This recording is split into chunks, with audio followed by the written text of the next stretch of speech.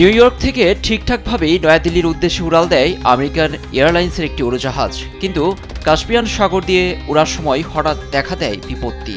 জানা যায় বিমানটি বোমা হামলার বড় ধরনের হুমকি পেয়েছে। তাৎক্ষণিক ফ্লাইটটি দিক পরিবর্তন করে।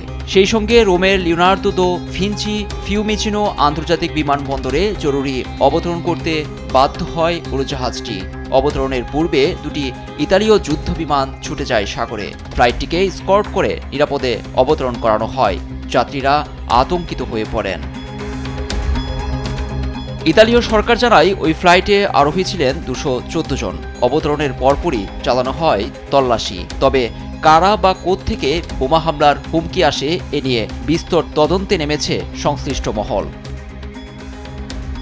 ফ্লাইটটি স্থানীয় সময় শনিবার রাত 8:11 নিউ ইয়র্কের জন এফ কেনেডি থেকে উড্ডয়ন করে।